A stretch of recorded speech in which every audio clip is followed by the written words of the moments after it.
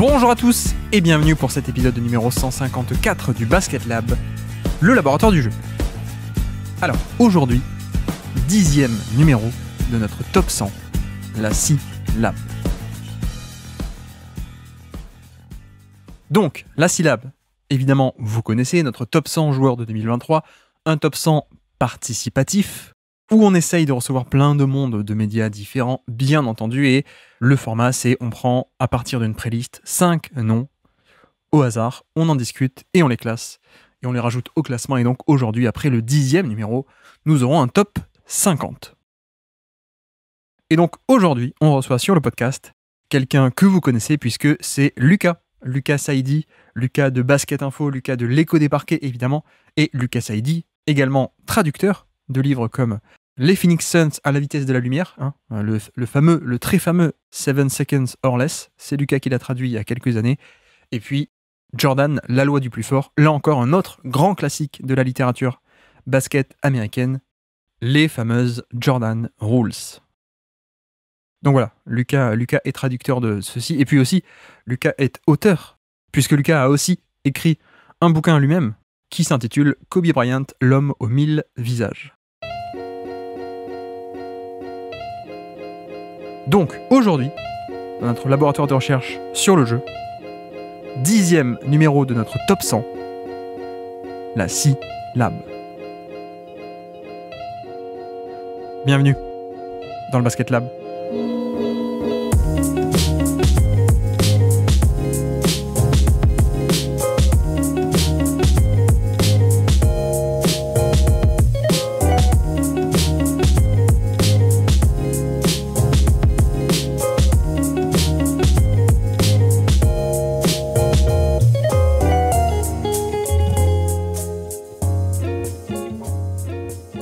Donc, on se retrouve pour un nouveau numéro de notre série, la C-Lab, notre classement, notre top 100 des joueurs de 2023, avec quelqu'un que vous connaissez, qui n'est pas venu depuis un moment, mais on est ravis de l'accueillir de nouveau. On accueille Lucas aujourd'hui. Comment ça va, Lucas ?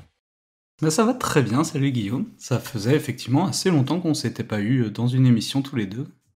Tout à fait, puisque l'Écho des Parquets aussi a un peu perdu de rythme, on peut dire. On va dire que c'est en sommeil, voire en hibernation. On peut renvoyer vers le dernier épisode, qui était l'épisode des 10 ans de janvier, du coup, je pense. Oui, déjà, oui. Bon, Lucas de l'Écho des Parquets, Lucas de Basket Info, encore une entité bien active. Hein. Oh non, le site n'est plus actif, mais Basket Info, il est toujours sur Twitter, évidemment. Tiens, tant qu'à faire, Lucas de... Alors, c'était quoi aussi le nom de ton blog à l'époque ? Oula, trop NBA, mais là, ça remonte. Hein, trop NBA, ouais, c'est ça. Tout à fait. Et de Suns FR. Bien entendu, Lucas d'ailleurs, surtout auteur et traducteur émérite, bien entendu, surtout maintenant. Donc Lucas, oui, tu as accepté cette invitation pour participer à ce grand top 100 de 2023, QV assez intéressante en plus. Hein, tu as hérité de pas mal de jolis noms, mais avant qu'on aborde les joueurs du jour, est-ce que sur le classement actuel de notre C-Lab, tu as remarqué le jeu de mots, encore une fois, assez pourri, mais notre C-Lab top 100 du Basket Lab, C-Lab. Bref, est-ce que sur le classement actuel, le top 45 qu'on a, est-ce que tu as des remarques à faire ? Oui, alors moi, celui que j'avais vu qui me paraissait super bas, c'était Buddy Hield. Ouais. Qui, pour le coup, là, actuellement, sur les 45 joueurs classés, est 44e et que j'aurais mis, je pense, facilement une vingtaine de places au-dessus. Ouais. Qui reste quand même un shooter de premier plan, vraiment niveau élite dans tous les secteurs du shoot, quoi, et qui est une véritable force dans la NBA telle qu'elle existe aujourd'hui. Donc, ne serait-ce que les noms qui étaient placés devant lui immédiatement me semblaient être des joueurs quand même assez inférieurs en termes d'impact, et les joueurs qu'on retrouve plus haut dans le classement me semblent pour beaucoup des joueurs qui, à l'heure actuelle, sont inférieurs en termes d'impact à ce que peut proposer Buddy Hield. C'est parce que tu juges que sa défense est moins catastrophique ou moins mauvaise que d'autres, ou est-ce que c'est au contraire tu dis non, la défense, il y a des limites, mais l'attaque est à ce point intéressante avec le 3 points et tout ça? Ouais, moi c'est ça, pour le coup il y a vraiment un niveau de shoot élite, il n'y a pas 3 meilleurs shooters que lui en NBA, quoi. Que ça soit en termes de volume ou en termes de réussite, en termes de polyvalence de shoot, hein, que ça soit spot-up, en sortie d'écran, etc. Je veux dire, Buddy Hield, c'est quand même un attaquant shooter spacing de premier plan en NBA, c'est pour ça que je m'étonnais quand même de le voir aussi bas. Ok. Et tu m'avais dit qu'il y avait un autre nom, je crois, qui te semblait aussi un peu bas. Oui, mais après, dans des moindres proportions, c'était Anunoby qui, pour le coup, en termes de défense, je pense, rien qu'avec sa défense, se suffisait à lui tout seul à se mettre facile 5 ou 6 places plus haut que là où il était actuellement. Et c'est un joueur qui, en plus, commence à avoir un véritable impact offensif, quoi. Je vois, par exemple, il n'y a pas encore de joueurs comme Michael Bridges dans le classement, mais en soi, OG Anunoby et lui sont deux joueurs finalement assez similaires en termes de niveau défensif et offensif. Ouais, donc actuellement Anunoby 24, 24e autour de joueurs comme Kyle Anderson, Marcus Smart, McCollum. Ouais, c'est ça, je pense que c'est pas Antoine qui l'a classé, parce que je sais qu'Antoine a une très haute estime d'Anunoby aussi. Non, on l'a fait avec Josh, qui je crois était aussi assez optimiste avec lui. C'est peut-être moi qui étais vers le bas, mais c'est vrai que quand on compare avec Marcus Smart par exemple, Smart est sans doute beaucoup plus inefficace que ne peut être Anunoby, notamment, donc ça peut aussi s'argumenter, quoi.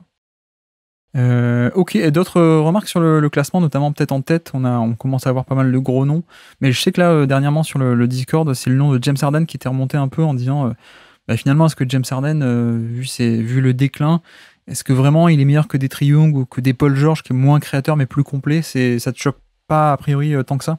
Après, pour le haut du classement, je pense qu'il manque encore beaucoup de joueurs de premier plan pour réellement se faire une idée. Ça, c'est vrai que tu le vois actuellement, il est 6e du classement, mais je pense qu'il y aura beaucoup de joueurs qui vont s'insérer devant lui.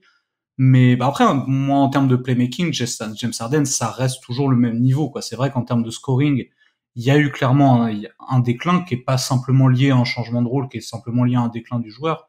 Mais en termes de playmaking, c'est toujours vraiment l'élite de l'élite, hein. Peut-être effectivement un Paul George aurait pu être un poil plus haut, mais pareil, pour Paul George, il y a aussi, je pense, les soucis de santé qui sont à prendre en compte aussi, dans le sens où il a fait de très belles campagnes à titre individuel, mais ça n'a pas été le joueur le plus disponible du monde non plus. Ouais. Mais en soi, non, moi, pour le haut du classement, ça m'interpelle pas plus que ça. Il y a peut-être Jaren Jackson que je suis surpris de trouver aussi haut, mais en soi, comme je te dis, il manque trop de noms pour avoir véritablement un avis là-dessus. Ouais, tu me disais, pour le place numéro 1, il n'y a que Devin Booker qui pourra passer devant Jokic. En antenne, tu me disais ça. Mais on n'y est pas encore. on verra quand on le classera. Ok, et sur la liste du best of the rest, des gens que j'ai pas inclus dans la pré-liste. Alors, honte à moi, j'ai oublié de le transmettre en avance, donc t'as pas pu trop étudier les noms que j'ai délaissés, mais tu vois, si je te dis des Paolo Banchero, par exemple, si je te dis des Mike Conley ou des joueurs comme ça, est-ce que ça te choque qu'ils n'y soient pas? Non, dans l'immédiat, ça m'interpelle pas plus que ça, quoi. Je veux dire, si on se limite à 100 joueurs, ça veut dire que tu mets un maximum de 3-4 joueurs par équipe. Si ces joueurs-là ne sont pas dans la liste, dans l'immédiat, je suis pas vraiment choqué de pas les y retrouver, quoi. Je veux dire, tu prends Dillon Brooks, il était peut-être le 4e, voire 5e meilleur joueur de son équipe l'année dernière. C'est pas illogique que tu le mettes hors des 100 meilleurs joueurs de NBA partant de ce postulat de départ. C'est vrai que Dillon Brooks peut être un cas intéressant, surtout d'ailleurs vu qu'on a un peu le modèle Marcus Smart qui est dans le classement et assez haut pour l'instant, mais tu vois, Marcus Smart pour moi a un impact défensif bien plus grand que Dillon Brooks, de par la défense sans ballon notamment. Dillon Brooks, c'est la même inefficacité en attaque, voire même pire, je crois, un peu pire, et pas autant le même rayonnement défensif, mais ça pourrait être argumenté, c'est vrai. Je sais pas trop. Après, tu vois, il y a des cas aussi où je pense que en termes d'impact, j'ai aussi essayé de donner la priorité à des gens qui ont des gros temps de jeu plutôt que des temps de jeu un peu plus dérisoires. Et il y a un cas qui me dérange un peu, c'est celui de Alex Caruso, du coup, que je n'ai pas mis, mais parce qu'il avait un minutage vraiment assez faible cette année. Donc, je pense qu'en soi, l'impact par minute passé sur le terrain, il doit être assez grand, mais de facto, il est autour des 23 minutes de jeu par match à peine, tu vois. Donc, je sais pas quoi faire de ce genre de joueur. Non, moi, dans l'absolu, moi, ce que je vois dans la liste des mentions honorables, on va dire, c'est vraiment des joueurs estampillés role-player, quoi. Ouais. Du moins, à ce stade de leur carrière, qui sont vraiment estampillés role-player, ou qui sortent de saisons très moyennes, etc. Mais, tu vois, par exemple, en termes de role-player, je pense que, tu vois, je vois Bobby Portis qui est dans la liste, qui est probablement un joueur qui a un réel impact en tant que role-player, beaucoup plus que d'autres qui sont présents dedans. Même si, tu vois, c'est marrant, tu vois, genre, par exemple, dedans, il y a un mec comme Keldon Johnson, qui tourne à 20 points de moyenne cette année, et tu dis, bah ouais, mais bon, 20 points de moyenne, est-ce que ça veut encore dire grand-chose? J'en suis pas vraiment certain, quoi. Oui. Notamment si un joueur comme Keldon Johnson peut y parvenir, c'est que la performance est pas si impressionnante que ça. Ouais, dans la fameuse NBA où plus personne défend. Mais ouais, effectivement. Du coup, si on passe à la QV du jour, une fois que j'ai noté ces revendications, effectivement. QV du jour que d'ailleurs j'ai pas annoncé encore. On a du beau monde, on a du De'Aaron Fox, on a du Royce O'Neal, du Jakob Poeltl, on a du Julius Randle et du Kevin Durant. question habituelle, comment tu t'en es dépatouillé avant qu'on en discute longuement, comment tu les as classés les uns par rapport aux autres, ces 5-là? Je pense que l'ordre était pas trop dur à trouver. Je pense que tu dois avoir à peu près le même, où j'avais assez logiquement mis Kevin Durant en tête, suivi de Fox, puis de Randle, et ensuite, bien en dessous, du coup, Poeltl, puis O'Neal. Oui, effectivement, j'ai exactement le même classement. Je pense que le cadre O'Neal, c'est l'inefficacité joue beaucoup, on va en parler, je pense, mais oui, j'avais le même 5. Eh bien, tant mieux, on peut y aller, on peut en discuter un peu dans le détail si tu veux bien. On peut commencer d'ailleurs par Randle, Julius Randle, si ça te va. Je te fais le topo Carrément. rapidement, 35 minutes de jeu par match, 77 matchs, 100 de true shooting plus, donc pile le niveau d'efficacité moyen de NBA sur 29% d'usage. Pour te lancer, c'est vrai qu'on est vraiment sur une saison du rebond, on peut dire, pour à la fois Randle et pour les Knicks. Randle, c'est un cas un peu particulier parce que c'est un joueur qui a un réel impact avec un bully ball quand même qui est très difficile à défendre, même avec des bons défenseurs, et on l'a vu encore sur ses playoffs. C'est un joueur tellement puissant offensivement que quoi qu'il arrive, ça reste une force offensive de premier plan. Pour un mec qui est de base quand même très orienté scoring, ça reste un playmaker plus que correct, mais effectivement, c'est par contre, en revanche, ce qui je pense pénalise Randle dans la manière dont on va l'évaluer, c'est que Randle est un intérieur, et en fait l'efficacité qu'il a pour un intérieur, elle est pas dingue. Pour une première option offensive qui serait un extérieur, ça resterait raisonnable, mais pour un intérieur, son efficacité est pas si dingue que ça, quoi. Mais Randle est vraiment un cas particulier à ce niveau-là. C'est un joueur qui est assez dur à évaluer aujourd'hui, je trouve. Ouais. Oui, mais après, l'avantage qu'on a, c'est que, tu vois, l'an dernier, je suis pas sûr qu'il aurait fait partie du top 100, quoi. Vu le niveau d'inefficacité, quoi. Oui, non, c'est sûr qu'il sort d'une saison assez infâme, Ouais. On était vraiment moins 10% par rapport à la moyenne sur un énorme volume, qui est un niveau d'inefficacité assez problématique. Là, on est de nouveau au niveau moyen de NBA, donc voilà, on a rebondi un peu comme en 2021 d'ailleurs. Il fait une année sur deux, Julius Randle apparemment, un peu comme James Harden à une époque, au milieu des années 2010. Mais ouais, là on a de nouveau un Randle intéressant. D'ailleurs, pas que au niveau des stats, hein, je pense que même dans l'attitude, les fans des Knicks pourront pas nous contredire, mais l'an dernier, on était vraiment sur une spirale très négative et où en fait, c'est pas juste qu'il mettait pas les tirs, c'était même que globalement il défendait pas, il avait pas envie, enfin il faisait la tête toute la saison en fait. Hein. Et puis après, Julius Randle, ce qui est intéressant avec lui, c'est vraiment au niveau de la sélection de tirs beaucoup, quoi. Où c'est là pour sa première saison All-Star, c'est 2021. C'est une saison où son scoring est porté par une efficacité complètement irréelle dans les jump shots et notamment dans le mi-distance, Ouais. qui sont normalement pas sa force, hein, parce que une de ses meilleures saisons jusque-là, c'était son unique saison avec les Pelicans où c'était vraiment du rentrage dans la gueule en permanence, quoi, où il avait été vraiment excellent dans ce rôle-là. Mais c'est vrai que ses premières saisons à New York ont été marquées par beaucoup de shoots de pull-up, de shoots de superstar, que en 2020 il a été très incapable de rentrer, et qu'en fait en 2021 il a retrouvé une réussite complètement inattendue sur ce genre de tir qui a complètement boosté sa saison. Et c'est vrai que la réussite a de nouveau disparu en 2022, donc ce qui fait que derrière il refait une saison dégueulasse alors qu'il joue globalement de la même manière. Et sur 2023, il retrouve une efficacité très correcte. Je crois qu'il est à 45% dans le mi-distance, ce qui est vraiment pas mal du tout. Et Randle, en fait, l'impact qu'il va avoir en termes de propreté de scoring va vraiment beaucoup dépendre de sa réussite au shoot. Et c'est assez dommage de la part d'un joueur qui offensivement a tellement d'autres qualités. Pour le coup, son shoot, il est moyen, voire légèrement en dessous de la moyenne. Et c'est dommage qu'un joueur qui a tant d'autres qualités se repose à ce point-là sur une arme qui est clairement pas sa meilleure. Oui, parce que c'est vrai qu'à la fac, à la base, c'était plutôt un joueur de post-up, comme tu dis, bulldozer, tank, qui allait beaucoup au poste bas et qui faisait des dégâts là-bas. Mais là, effectivement, on a un peu une réinvention en jump shooter. Et comme tu dis, c'est un peu la différence parce que la fameuse année 2021 où sur l'efficacité globale, on est à peu près pareil que cette année.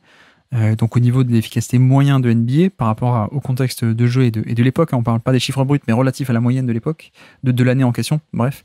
Mais ce qui avait vraiment fait la différence, c'était un peu une surchauffe au niveau du jump shot, je pense en 2021, parce qu'on était à plus de 41% à 3 points, on était aussi sur 44% sur les longs tirs à 2 points, enfin voilà, le jump shot tombait beaucoup plus que d'habitude.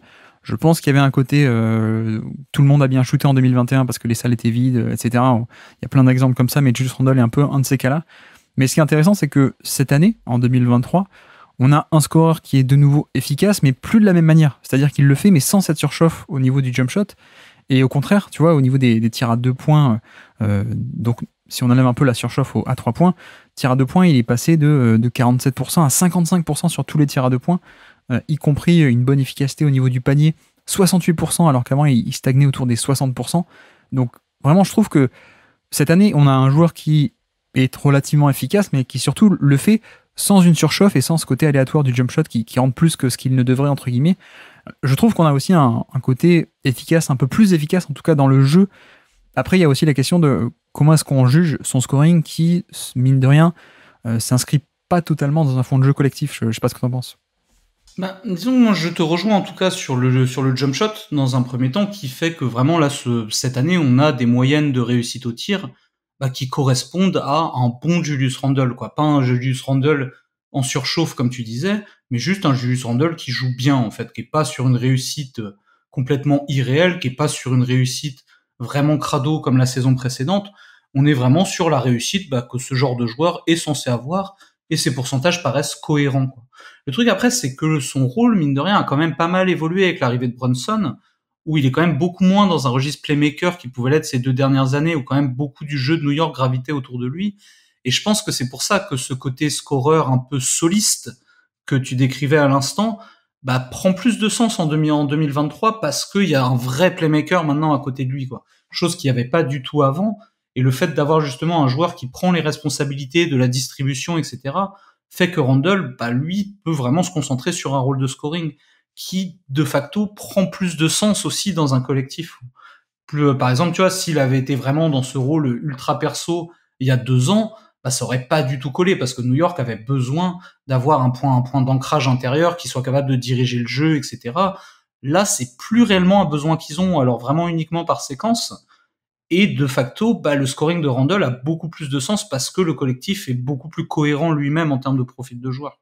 Oui, d'ailleurs, on a vu que au révélateur des playoffs, ça passe mieux quand effectivement tu n'es pas condamné à faire que du Randle sur isolation, que tu peux arriver à gêner plus ou moins en surchargeant le terrain autour de lui. Oui, là, quand tu as du Brunson, tu peux quand même développer un jeu par ailleurs, quoi. Mais c'est justement là-dessus où je pense que c'est un score intéressant qui, sur des situations où quand il faut créer à partir de rien, il peut le faire. Il va pas le faire avec une efficacité ou une productivité incroyable, mais il peut le faire. Mais par contre, c'est vrai qu'on est quand même obligé de noter que, enfin, je sais pas ce que t'en penses, mais pour moi, l'impact d'un Brunson va être forcément plus grand parce qu'il y a cette notion de création collective, il y a du pick and roll, il y a du lien offensif. Randle, ok, il peut se permettre du coup d'être un peu scoreur de son côté, comme tu dis, parce que autour de lui, maintenant, il y a du fond de jeu collectif. Mais du coup, c'est vrai que une autre vision, une autre manière de le formuler, c'est aussi de dire que il met ses points, mais c'est pas non plus ces points qui vont permettre de porter l'équipe collectivement ou d'être un moteur d'équipe offensif, on va dire.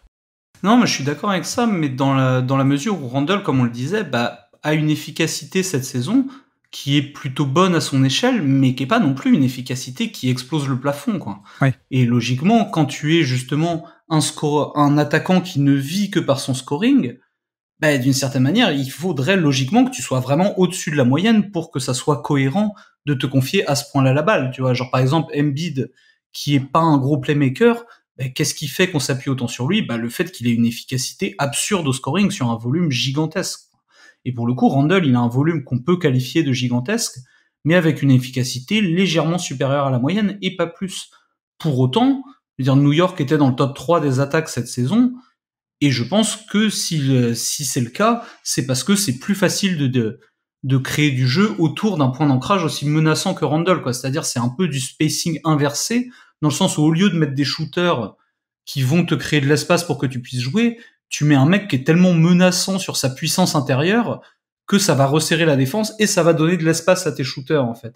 Et je pense que Randle, de par la menace qu'il constitue, sur sa puissance brute de scoring, et sur son style de scoring surtout, fait que tu peux développer du jeu autour parce qu'il te crée de l'espace par sa présence intérieure. Je sais pas si tu vois ce que je veux dire. Oui, tout à fait, oui. Oui, tout à fait. Et je pense qu'il y a même un autre élément assez important qui est le rebond offensif, où New York s'est beaucoup appuyé là-dessus. Je vérifie les chiffres. Ouais, ils étaient 2e de NBA sur ce côté nombre de rebonds offensifs, ou en tout cas pourcentage de rebonds offensifs. Et ça faisait beaucoup partie de cette philosophie d'attaque de essayer de jouer les 2e ballons et d'avoir gagner la bataille des possessions, la fameuse bataille des possessions. On a plus de tirs que l'adversaire parce qu'on attaque beaucoup le rebond offensif. Mitchell Robinson a beaucoup aidé, mais Randle aussi. On l'a vu dans leur série au premier tour contre Cleveland, où pour le coup ce secteur du jeu a été véritablement décisif dans le résultat de la série. Et qu'est-ce que tu penses de sa défense de cette année? Bah, moi, je la trouve plutôt honnête dans l'ensemble. Après, j'ai toujours trouvé que Randle était un défenseur plutôt honnête dans l'ensemble. Et après, c'est vrai que c'est un intérieur qui est quand même assez petit, donc c'est vraiment un poste 4. Tu peux pas le considérer comme un poste 5 et le faire jouer en pivot small ball. Et dans l'ensemble, bah, il n'a pas été la clé de voûte de la défense non plus. C'était plutôt Robinson cette saison. Mais je pense pas qu'on puisse considérer Randle comme vraiment un négatif en défense, quoi. Je pense que c'est même légèrement positif, à mon sens. Mais je pense pas qu'on puisse dire, voilà, Randle est un problème défensif, surtout qu'en plus, bah, il a un apport qui est conséquent au rebond défensif aussi, quoi, ce qui est quand même assez important, mine de rien. Ouais. Donc, non, de ce côté-là, je pense qu'il est dans les standards du poste, on va dire, quoi. C'est pas un mec qui va éblouir par ses qualités défensives, mais c'est clairement pas une valeur négative de ce côté-là du terrain. Je sais pas si c'est un avis que tu partages. Oui, non, mais c'est ça, et je te posais la question parce que je sais qu'on avait plutôt un avis assez favorable sur la saison 2021 à l'époque, Oui. où il avait vraiment été, collectivement, la défense était très bonne, et lui notamment avait été très impliqué, sauf que l'an dernier, on avait eu le côté inverse, du coup. Et cette année, je pense qu'on est, comme tu dis, de nouveau dans un côté valeur neutre, voire neutre positive. Après, avec certaines limites qui sont que il a de la mobilité face au ballon, il peut faire des switches, il peut faire des choses, voilà, en défense un peu dans le périmètre. Mais ça va clairement pas être celui qui peut t'apporter un niveau plancher, un niveau minimum en termes de protection de panier. Et comme tu dis, ça paraît même assez inimaginable de le faire jouer sur des séquences en 5 parce qu'il t'apporte pas un niveau suffisant de défense du panier, notamment sur tout ce qui est défense, quoi. Oui, c'est ça, et bah, c'est vrai que le portrait qu'on en dresse fait que tu vois effectivement qu'il peut être un joueur majeur dans une bonne équipe, comme c'est le cas actuellement à New York. Mais c'est vrai que bah, tout ce qu'on pointe du doigt fait que bah, ça peut pas non plus être un joueur majeur dans une équipe très très forte en fait. Et c'est là la limite de Randle, c'est un joueur que j'apprécie beaucoup, j'aime beaucoup son style de jeu, j'aime beaucoup le voir jouer. Mais malheureusement, tu vois sur les limites qu'on a dit, que ce soit l'efficacité en attaque ou l'impact limité en défense pour un intérieur, bah fait que oui, ça peut être un bon joueur dans une bonne équipe, mais ça peut pas être un bon joueur dans une très bonne équipe en fait. Oui. Oui, parce qu'en plus, on l'a pas dit, mais c'est bien que Brunson arrive et s'occupe un peu du jeu, mais du coup, quand Randle n'a pas le ballon, quand il est off-ball, il a un petit tir en catch and shoot, il est à 35% à 3 points, bon, ça va, mais c'est pas non plus la folie, quoi. Donc, pour être optimisé, il faut qu'il ait la balle dans les mains, en fait. Oui, tout à fait. Et quand il l'a, c'est des bons résultats, mais pas très bons. Peut-être si on peut le résumer comme ça. Bah disons oui, c'est toujours ça, c'est au-dessus de la moyenne. Donc effectivement, dans une NBA où tu as 10 spots potentiellement qualificatifs pour les playoffs, c'est largement suffisant. Mais c'est vrai que si tu veux une équipe qui a plus d'ambition ou qui veut aller plus loin, bah Randle ne peut pas être un joueur majeur de ton équipe parce qu'il est juste un peu au-dessus en termes d'efficacité, bien au-dessus, je dirais, en termes de passing, un peu au-dessus en termes de défense, mais un peu au-dessus, c'est pas ça qui fait les meilleures équipes, quoi. Les meilleures équipes, c'est des joueurs qui sont largement, largement au-dessus, quoi. Et donc, niveau classement, où est-ce qu'on l'imagine? Dans quelle zone à peu près on le projette? Alors, eh bien, reprenons le classement, mais je pense que, à cet égard-là, par rapport au portrait qu'on en a dressé, je pense qu'on peut le mettre à peu près au même niveau que DeRozan, qui est un joueur qui finalement souffre un peu des mêmes limites, quoi. DeRozan qui est 14e actuellement, avec du Zach LaVine autour de lui, du Evan Mobley. J'étais un peu dans cette zone-là, mais peut-être un peu plus bas, moi. J'avais un point de repère qui était Lauri Markkanen, Oui. qui je trouve est pas mal aussi dans ce côté, en plus poste 4, pas trop défensif, mais création. Mais Markkanen est assez efficace dans ce rôle-là. Mais j'étais un peu dans ce... Un peu là-dessus même. Je me posais la question avec Aaron Gordon, mais c'est peut-être un peu bas pour toi, non, Aaron Gordon?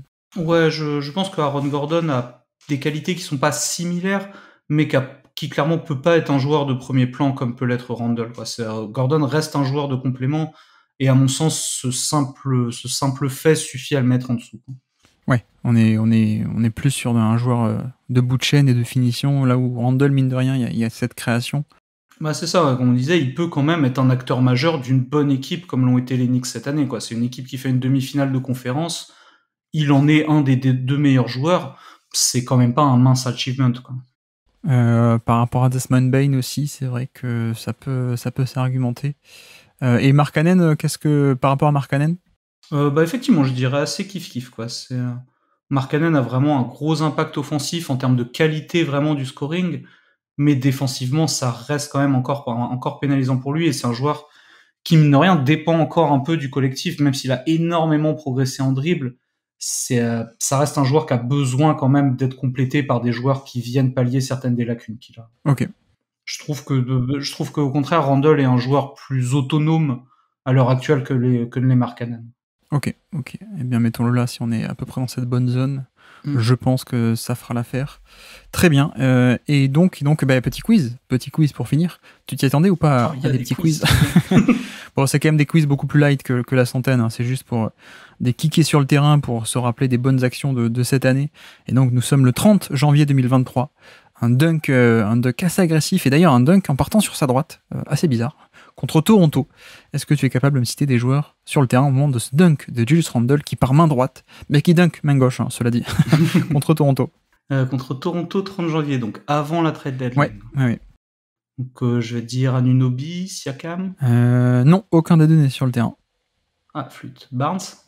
C'est qui Barnes? Ah, Scotty Barnes, oui. Oui, pardon. Scotty Barnes sur le terrain, oui. Gary Trent. Non, pas Gary Trent, non. Ah oui, ils étaient en vacances les Raptors déjà à ce moment-là. Si je te dis j'en ai un peu plus, je vous le mets quand même. Chris Boucher peut-être. Exactement, Chris Boucher. Exactement, Chris Boucher. Et puis côté Knicks, pardon, du coup donc pas encore Josh Hart normalement. Non. Mais doit y avoir du R.J. Barrett. Non, pas sur le terrain. Emmanuel Quickley. Pas sur le terrain, non. Quentin Grimes. Quentin Grimes est sur le terrain, oui. Est-ce que Fournier peut-être sur le terrain? Exactement. Si c'est les remplaçants. Oui, Fournier est sur le terrain.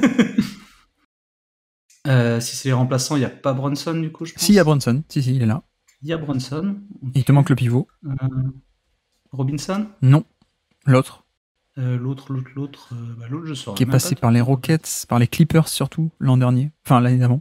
Oui. Mais oui, non, je vois sa tête, mais j'ai plus le nom. C'était Isaiah Hartenstein. Et puis Randle pour les Knicks. Et par contre, t'en as eu que deux, du coup, côté Raptors. Scotty Barnes et Chris Boucher. Voilà. Tu m'as dit Fred VanVleet ou pas? J'ai pas dit Fred VanVleet, non. Non. Bon, bah, du coup, il y a Fred VanVleet. Et après, il t'en manque quelqu'un qui a une incroyable longévité sur la décennie d'avant, qui a fait Sixers, Minnesota, les Nets. Thaddeus Young. Exactement, Thaddeus Young. Et puis le dernier, c'est le rival. Enfin, c'est une star de cinéma. Une star de cinéma? Ouais. Qui est un prospect dans un film, c'est un prospect espagnol qui sort de nulle part, qui est le rival de Anthony Edwards. C'est Hernan Gomez. Exactement. Hernan Gomez. Juancho Hernan Gomez. Je me souviens plus du nom dans le film. Tu l'as vu le film avec Adam Sandler? Je l'ai pas vu, non. Mais je sais plus, c'est pas genre Bruce machin, je sais plus. Je saurais pas te dire. Je sais plus, mais non, j'ai pas vu le film, donc je saurais pas te dire non plus. Si, Beau Cruz. Voilà, exactement, Beau Cruz, tout à fait. Beau Cruz, et j'ai plus le nom j'allais dire du fou Anthony Edwards. Non, c'est le vrai Anthony Edwards, mais quel est son personnage? J'ai plus le nom. Mais bref, allez voir cette action où du coup Randle part main droite. Et oui, tout arrive en NBA where amazing happens.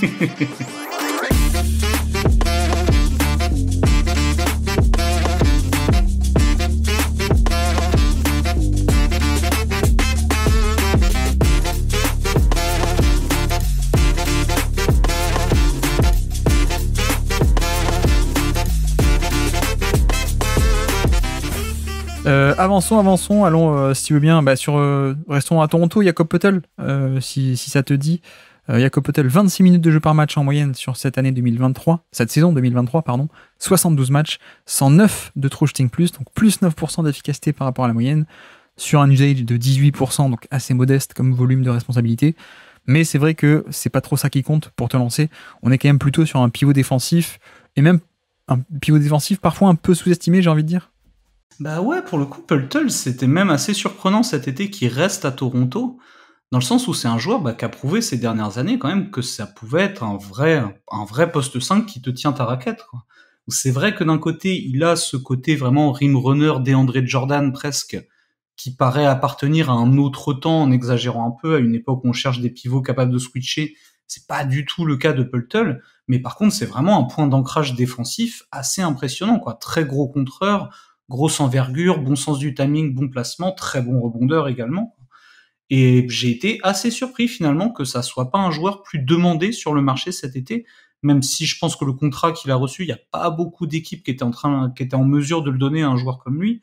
Mais tu vois, par exemple, les Clippers qui restent encore avec Zubac comme titulaire, je pense que Zubac est un joueur quand même assez conséquemment inférieur à Pöltl. Et c'est vrai que Pöltl, c'est un joueur qui est difficile à jauger comme ça, parce que finalement, ben, on attend toujours de le voir dans une bonne équipe, quoi, parce que et je sais pas si on le verra un jour, en fait. Oui, effectivement. Mais c'est vrai que moi, ce que j'aime bien, c'est ce côté défensif où je trouve que justement, il a un peu les deux. Il a un peu protection du panier et mobilité, même si on n'est pas sur du Draymond Green, évidemment. Mais il y a une certaine dose de polyvalence que je trouve intéressante, mais surtout, je pense que l'aspect sous-estimé, c'est pas tant cette mobilité, c'est plutôt, comme tu dis, la défense du panier, où en fait, il a toujours eu des chiffres assez intéressants de protection du panier et notamment de perte d'efficacité infligée au panier. Il a toujours été autour des 7, 8, 9 ou 10% de perte d'efficacité infligée au panier. Cette année, un peu moins, il est seulement à 4%, mais dans les schémas de Toronto, où justement on appelait un peu plus sur la mobilité ou du switch dans le périmètre parfois avec Toronto, c'est quand même des systèmes un peu différents, donc il n'était pas tout le temps au panier, je pense. Mais effectivement, on a quelqu'un qui a toujours de très bons chiffres d'efficacité au poignet, d'efficacité défensive, au panier. Donc ça, c'est assez intéressant. Et en attaque aussi, on a aussi un joueur qui est efficace et en plus plutôt bon passeur. Je sais pas ce que t'en penses, mais je trouve qu'on a mine de rien quelqu'un qui a de la verticalité un peu et en tout cas de la finition, mais qui aussi peut parfois faire des dribble and off ou un peu de passe en tant que pivot. Oui, après, je pense que pour le coup, pour la passe, c'est pas quelque chose qui m'a saisi. En tout cas, moi, en voyant jouer le joueur, c'est jamais quelque chose qui a retenu mon attention. Mais plus effectivement, ouais, ce côté rim runner efficace quand il le faut. De toute façon, il est immense. Hein, si tu le trouves sous le panier avec peu d'opposition, il peut finir en dunkant sans vraiment la moindre difficulté, quoi. Mais je trouve que c'est vraiment un pivot qui correspond beaucoup à la manière de jouer comme on avait il y a 5 ans, tu vois, où vraiment 4 shooters autour de juste un pivot rim runner qui est là pour te tenir ta défense et pour finir les alley-oops de l'autre côté. Et, euh, et comme l'a été par exemple un Capella, qui a été pendant un moment un des 4-5 meilleurs pivots de son époque parce que son profil correspondait vraiment au style de jeu tel qu'il était demandé à ce moment-là, mais qui, sur certaines séquences de playoffs, s'est retrouvé dans des situations où défensivement ça ne fonctionnait plus, alors qu'il était vraiment la clé de voûte de la défense de Houston pendant la saison régulière. Et Pöltl est un peu dans ce moule-là, quoi. Et je pense pas que ça soit un moule qu'on puisse qualifier d'obsolète, parce que finalement, il y a encore beaucoup trop peu de pivots capables de switcher sur les écrans et de défendre dans le périmètre pour dire que des 5 rim runners protecteurs de cercle comme ça, c'est des profils qui n'existent plus. Non, il y en aura toujours et il y en aura toujours besoin. Et je pense qu'on peut toujours construire des équipes qui fonctionnent autour d'un pivot comme ça, parce que offensivement, ça tient toujours la route, quoi. À partir du moment où tu es capable de mettre 4 shooters et juste un gars pour te sanctionner justement les switches ou pour te sanctionner les aides défensives un peu trop lentes en lui envoyant la balle dans la raquette et le mec va terminer, parce que Pöltl, je crois qu'il a plus de 65% quasiment toutes ses saisons, c'est des attaques qui fonctionnent toujours, quoi. Et défensivement, mine de rien, et surtout en saison régulière, avoir un joueur comme ça, protecteur d'arceau très classique, autour de joueurs qui, eux, peuvent changer sur les écrans extérieurs, comme Toronto aime beaucoup en avoir, hein. On parle de Anunoby, on parle de Siakam, même Gary Trent Jr. dans une moindre mesure. C'est des joueurs, eux, dans le périmètre, ils peuvent changer, il n'y a pas de problème. Et tant que tu as ton ancrage défensif à côté, ça peut faire une défense qui est très fonctionnelle. À un certain niveau de compétition, ça peut se révéler insuffisant, mais je pense que dans tous les cas, ce modèle défensif-là, il a encore de belles années devant lui en NBA, parce qu'on est encore très loin d'une NBA où tous les pivots sont capables de défendre à l'extérieur. Je pense qu'il faudra encore des années et des années pour que ça soit le cas, parce que des joueurs de 2m10, il en sort pas 15 000 tous les ans non plus, et des joueurs de 2m10 qui savent défendre à l'extérieur parce qu'ils ont cette capacité de bouger rapidement les appuis, de se remettre rapidement au niveau des mouvements de hanche dans les bonnes directions, etc. Il va falloir quand même très longtemps avant qu'il y en ait 30-40 comme ça en NBA capables d'être titulaires dans chacune des équipes. Oui. Donc un joueur comme Pöltl a encore un gros impact, et je pense qu'il va être amené à avoir un véritable impact encore pendant des années et des années. Lui, clairement, à 28 ans, il va terminer sa carrière avec un rôle qui sera toujours important dans ses équipes, je pense. Surtout, ce qui est marrant, c'est que tu dis on aimerait bien le voir dans une bonne équipe de Toronto. Ce qui est marrant, c'est que du coup, il a un peu manqué le passage où Toronto était bon, parce qu'il se fait drafter par Toronto à la base. Il est échangé aux Spurs. Et aux Spurs, c'est un peu les années noires, parce qu'il y a quand même des playoffs et des trucs comme ça, mais c'est clairement moins bon. Et là, il revient à Toronto. Mais c'est moins bon parce que du coup, ils ont échangé Kawhi contre Pöltl. Exactement. Exactement. Mais après, tu vois, là où moi je le différencie tout de même de certains profils Capella ou Jordan ou quoi, c'est que je trouve qu'offensivement, il y a quand même un peu plus. Je parlais un peu du passing, je trouve que c'est quelqu'un qui, bon, c'est pas un créateur, mais en tout cas, il peut être un peu un connecteur du genre, le décalage est un peu fait, il peut faire l'extra pass, il peut faire un peu de short roll ou ce genre de choses, ou alors des dribble and off très basiques, tu sais, un peu comme faisait Drummond à une époque à Détroit.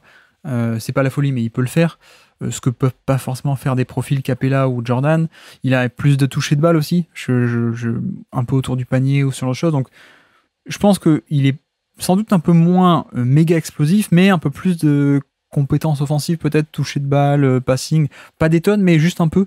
Ce qui fait qu'on a un profil assez complet et assez intéressant. Mais après, tu vois, je me dis, bon, au final, je te pose la question, est-ce qu'il mérite vraiment d'être dans les 100 vu qu'on est sur un minutage assez réduit de 26 minutes par match sur la saison, qu'il y a, j'ai dit combien, 72 matchs, mais dont la moitié qui se fait, enfin même plus de la moitié, 46 qui se font à San Antonio, un contexte pas fou, et qu'au final c'est 26 matchs à Toronto à peine, quoi. Il y a de quoi un peu nuancer sa candidature sur ces aspects de critères et de matchs, peut-être. Disons que la question, si on posait effectivement cette question-là, il faudrait comparer aux joueurs qui ne sont pas dans les 100. Par exemple, tu vois, sur le même poste, tu me dis un Bobby Portis, un Mason Plumlee, voire un Şengün, même si c'est un profil assez différent. Est-ce que c'est pas des joueurs qui ont un impact ou un rôle supérieur à celui que peut avoir un Poeltl? C'est pas forcément hyper évident, tu vois, dans l'absolu.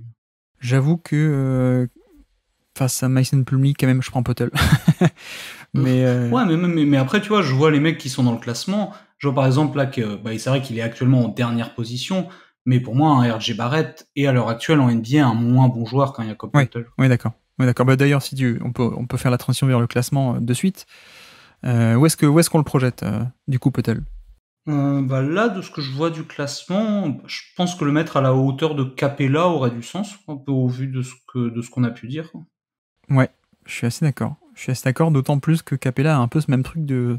Finalement, il n'est que lui aussi à 25-26 minutes de jeu par match. Donc on peut le caler là, ouais. C'est vrai que maintenant, on est amené à beaucoup plus tourner sur le poste de pivot, un peu.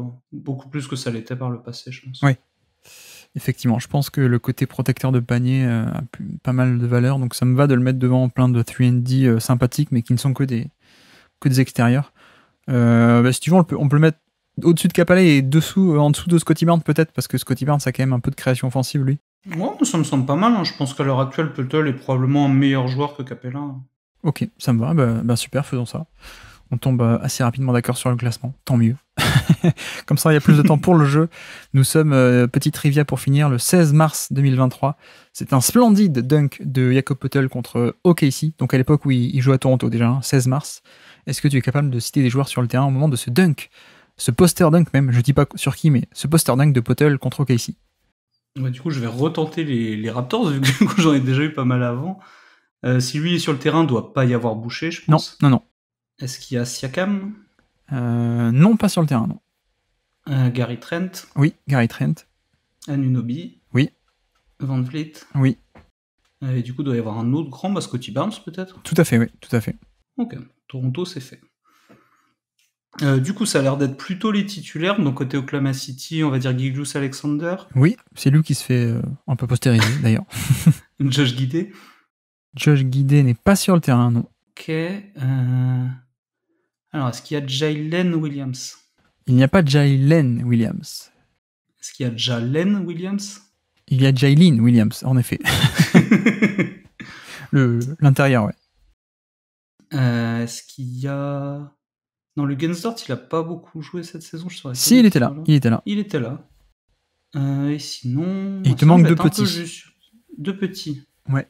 Je vais être un peu juste sur les joueurs d'Oklahoma City, je pense. Alors, t'as pas deviné Hartenstein, il y a encore un autre qui a le même prénom. Isaiah... Ah, ok, si. Non, je sais pas. Un shooter qui était avant des Sixers, qui a enfin joué au KC. Isaiah Joe est sur le terrain. Ah oui, putain, j'allais dire Isaiah Canaan. Il joue plus, là, c'est pas possible.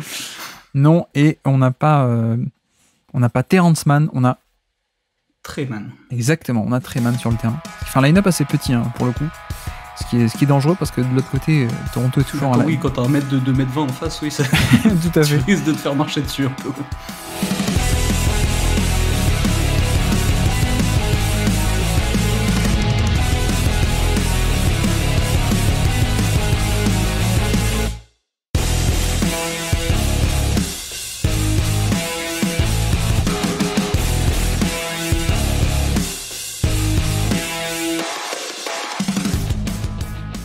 Donc avant son 3e joueur du jour, on peut aller sur Royce O'Neal.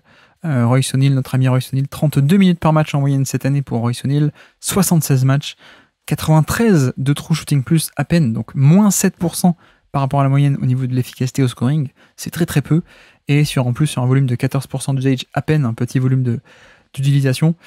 C'est vrai que on a une saison, j'ai envie de te dire, un peu bizarre et peut-être un peu décevante, je te pose la question.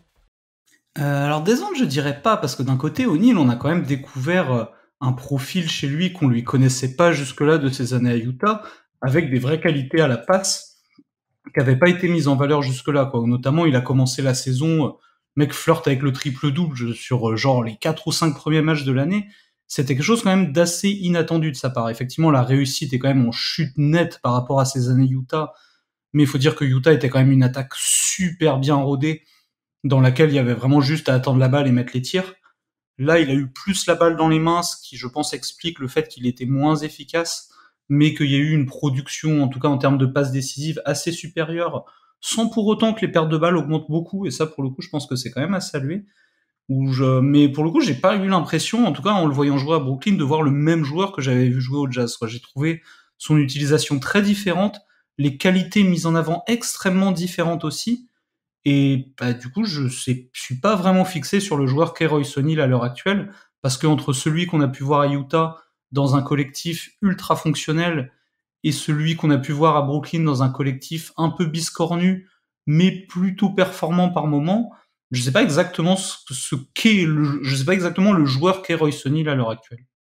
C'est vrai que la vision du joueur est assez particulière parce que je pense que beaucoup de monde le voit ou l'imagine comme un 3&D très typé justement 3 points et défense, alors que je trouve qu'il est un peu moins bon, un peu moins intéressant au niveau défense en elle-même, et justement plutôt orienté création balle en main et un peu plus de passing que les 3&D habituels, hein, comme tu dis. Bon, moi sur le passing en lui-même, je trouve qu'on le voyait à Utah, mais vraiment c'était des flashs, quoi. C'était assez minime, il n'avait pas du tout le même rôle. Ouais, et puis Utah, c'était un collectif où tout le monde faisait des passes. De toute C'est façon, ça, ouais. c'était les systèmes qui le réclamaient plutôt que les joueurs qui prenaient des initiatives. Oui, et puis même, je pense que vu qu'il y avait pas mal de créateurs à Utah, comme tu dis, du coup, sa propre création était un peu perdue là-dedans, ou en tout cas, elle ressortait moins. Mais c'est juste que, tu vois, par exemple, au niveau il a un ratio de playmaking, donc la tendance à faire des passes par rapport à son usage, il a le même ratio que depuis toujours, mais c'est juste que son volume a augmenté. Et ce qu'il pouvait faire à Utah, qui était plus peut-être en fin de chaîne, ou faire le drive-in kick, enfin pas drive-in kick, mais attaquer un close-out, faire une extra passe un peu de temps en temps. Là, Brooklyn, il l'a fait quand même sur un peu plus gros volume, peut-être un peu plus souvent, comme tu disais, mis en début de chaîne, un peu plus création même parfois. Donc on a ce côté-là où il y a le passeur, comment dire, il avait une vision de 3&D, 3 points et défense, alors qu'en fait, je trouve qu'il est un peu meilleur en attaque que ce que son image ne semble le dire, et peut-être un peu moins bon en défense, peut-être on va y arriver aussi, mais l'autre aspect, moi, qui me fait que je pense que je vais le mettre assez bas, c'est que cette année, il y a eu une grosse panne d'efficacité, en fait. Qui est lié à un usage supérieur. Je pense que concrètement, si on prenait le rôle qu'il a eu cette année à Brooklyn, ça aurait été dans le système de Utah le rôle que pouvait avoir Joe Ingles à l'époque, en fait. Et c'est vrai que Royce O'Neal, il était un maillon après Ingles, là où pour le coup, là maintenant c'est lui qui est Ingles et il y a un maillon après lui, ce qui l'a amené à prendre, je pense, des tirs en première intention qu'il aurait jamais pris à l'époque où il était au Jazz, et qui explique en partie cette panne d'efficacité, parce qu'il y a un usage qui a quand même pris 50% de plus, quoi. Il était à 10%, là il passe à 15%. Ouais. Ça reste encore sur des statistiques role player, mais je veux dire, là son usage de 10%, c'était vraiment tout en bas de l'échelon. Même les role players normaux prennent beaucoup plus de tirs que ça, quoi. Et là, effectivement, 15%, t'arrives quand même dans le tiers role player qui touche un peu la balle, quoi. Et c'est vrai que c'est un rôle qu'on ne lui connaissait pas réellement jusque-là. Ouais. Et je pense que lui-même ne le connaissait pas, et ce qui explique le fait qu'au niveau de l'efficacité, ça soit pas ça, quoi. Mais ce qui est un peu marrant, c'est que dans ces cas-là, tu te dis, un joueur qui a un volume assez réduit, en général, c'est est-ce qu'il a fait une bonne année à 3 points ou pas, quoi. Ça, vu qu'il est quand même assez typé dans ce rôle-là, il suffit que, comme tu prends beaucoup de 3 points, si t'es un peu en panne, ça affecte tout. En l'occurrence, c'est pas trop le cas, parce que l'an dernier, il était à 39% à 3 points. Cette année, il est de nouveau encore à 39% à 3 points sur plus de 5 3 points par match. Donc c'est pas du tout le facteur aléatoire du shoot qui vient perturber ça. C'est vraiment à 2 points que la différence Exactement, se fait. Et je pense que la différence se fait parce que Utah, t'avais un spacing inégalé en NBA qui faisait que quand les mecs shootaient à 2 points, c'était vraiment on termine les actions, c'est grand ouvert, il y a que ça à faire. Ce qui est pas réellement le cas dans cet effectif de Brooklyn tel qu'il a été cette année. Ouais, comme tu dis aussi, même son rôle a un peu changé aussi, parce qu'à Utah, il y avait de la création tout autour de lui, et donc il était aussi utilisé en finition, et là c'est un peu plus différent. D'ailleurs, tu vois, au niveau au niveau à quel point est-ce que ces paniers enfin, ces tirs au panier étaient assistés, justement. On est passé de 65% à 44% à peine de paniers assistés au panier, donc il se crée beaucoup plus son tir au niveau du panier que avant. Et mi-distance, c'est encore pire. C'est passé de 83% de tirs assistés dans la mi-distance, c'est passé à 28 à peine. Donc voilà, on a vraiment un profil de tir qui a évolué, en fait, et donc notamment beaucoup plus de tirs à mi-distance, ce qui fait un peu chuter tout. Et même sur drive, j'ai vu que l'efficacité sur drive, on est à 0,79 points par tir au niveau des drives. C'est parmi les joueurs qui sont à plus de 3 drives par match, 196e sur 200 joueurs à peu près. Oui, c'est dans les derniers, parce que tu vois, la chute d'efficacité, clairement, c'est à 2 points qu'elle se trouve, quoi, où il passe de 39% à mi-distance à 28%, et surtout de 67% au cercle à 46%, quoi. Ouais. 67% pour un ailier, t'es quand même dans la fourchette haute, on va dire, sans être sensationnel non plus. 46%, c'est pas bon, c'est nul à chier, quoi. Mais je pense que c'est aussi un peu le côté... Enfin, son cas est un peu bizarre parce que je sais pas si tu te souviens, mais il est recruté. Il y a un échange qui se fait durant l'été dernier, enfin au début de l'été dernier, mais alors que Kevin Durant et Irving, on sent déjà qu'ils vont partir. Il y avait déjà même eu la demande de transfert, et pourtant Brooklyn va chercher un role player. Tu te dis, mais comment ça va marcher alors que tu vas échanger Kevin Durant, quoi. Et je pense qu'il a été un peu forcé de faire un peu plus de création offensive que ce qu'il n'a de capacité, en fait, parce que tu vois, lui, ça se sent dans les chiffres. Dorian Finney-Smith aussi, ça se ressent pas mal dans les chiffres. D'ailleurs, Finney-Smith est carrément 200e sur 202 au niveau des drives, alors que lui est 196e. Belle attaque, Brooklyn, hein, ça marche bien. Hein, effectivement, il reste plus grand chose pour créer des tirs faciles pour ces role-players, et du coup, c'est eux qui sont un peu obligés de le faire. Et voilà, ça bloque un peu. Et au niveau de la défense, qu'est-ce que t'en penses de son impact défensif ? Alors, défense, j'ai vu que beaucoup étaient mitigés, justement. Moi, je l'avais trouvé plutôt bon dans ce registre-là à Utah, sans être exceptionnel non plus. Et c'est vrai qu'il arrive dans une équipe de Brooklyn où t'as justement tout ce gabarit de gars qui font à peu près 6 pieds 8, un peu tous. Et tu dis, t'as une défense qui peut être polyvalente, etc. Et en fait, c'est vrai que défensivement, je trouve qu'il a cette polyvalence qui est plutôt bienvenue, sans être un défenseur exceptionnel non plus, quoi. Il y a même beaucoup de gens qui considéraient qu'il était le maillon faible de la défense de Utah à l'époque. Oui, et tu vois, là, je pense qu'en effet, c'est un bon défenseur, mais je pense qu'on n'est pas sur peut-être un 3&D d'élite, en fait. Enfin, je sais pas comment tu les classerais, mais moi, entre Michael Bridges, Dorian Finney-Smith et Royce O'Neal, je le mettrais assez facilement 3e meilleur défenseur de ces trois-là, quoi. Je pense aussi, ouais, même un peu en dessous de Finney-Smith, qui, à mon sens, est pareil, pas un énorme défenseur non plus, quoi. Il défend bien, mais c'est pas un gros stopper, véritablement, Finney-Smith. Et donc, niveau classement, où est-ce qu'on le projette, sachant que Finney-Smith est dans le classement et plutôt vers le bas, d'ailleurs.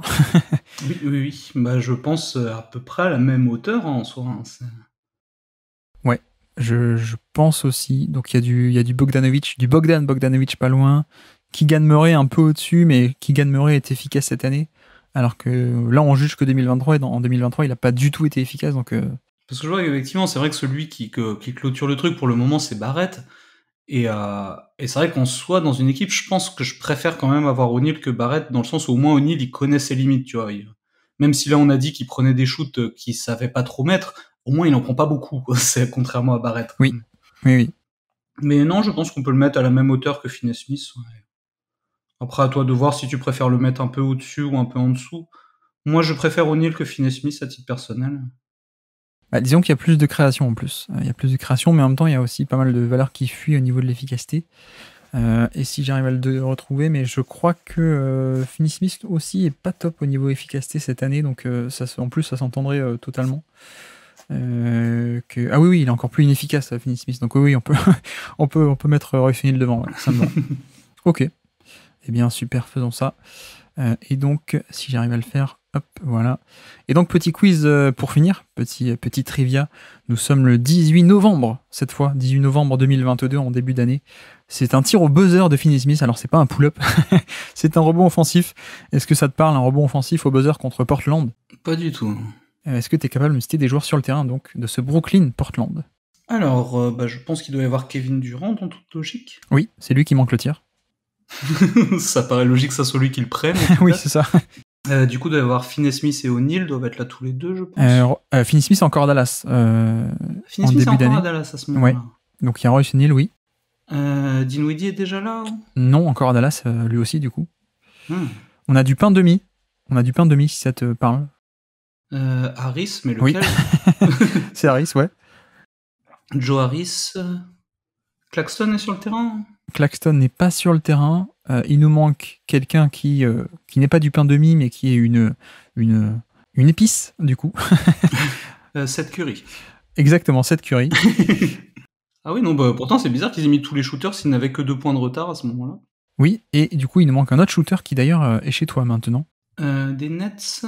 Ah bah Watanabe, du coup. Exactement.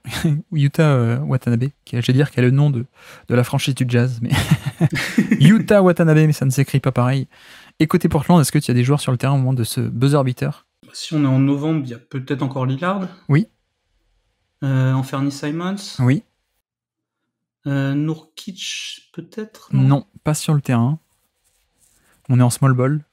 Est-ce qu'il y a chez Dan Sharp? Non, pas chez Dan Sharp. On a un neveu de joueurs très connus. Gary Payton est là? Non, pas Gary Payton. À ce moment-là. Je pensais plutôt à quelqu'un qui est le fils de quelqu'un qui... Enfin bref, je m'embrouille. J'espère que c'est le fils de quelqu'un. Il y a des jumeaux très célèbres dans les années 90, dont un qui a gagné des titres avec les Bulls, et je crois que c'est son neveu. C'est pas son fils, c'est son neveu. Pas du tout. Ça te dit rien? Le premier three-peat de Chicago, c'est Michael Jordan, Scottie Pippen et... Horace Grant? Exactement, et donc? Ah, Jeremy Grant. Exactement, oui, Jeremy Grant. Oui, c'est vrai qu'il est tellement bas dans le classement, j'avais zappé qu'il existait ce joueur. On a quelqu'un qui ensuite est allé à New York. Est-ce que ça te parle Josh cette Hart. année? Tout à fait, Josh Hart. Et on a quelqu'un sur qui Michael Jordan a failli vendre sa maison pour l'avoir le soir de la draft. Alors là, comme ça, Winslow. Exactement, Justice Winslow. Ça, c'est incroyable, quoi. T'es beaucoup plus fort en indice que je suis fort en quiz. Oui, t'as choisi que des matchs de légende, visiblement. Après, trouver une action marquante de Royce O'Neal et de Jakob Poeltl, c'est rare. Donc, on pense qu'il y a.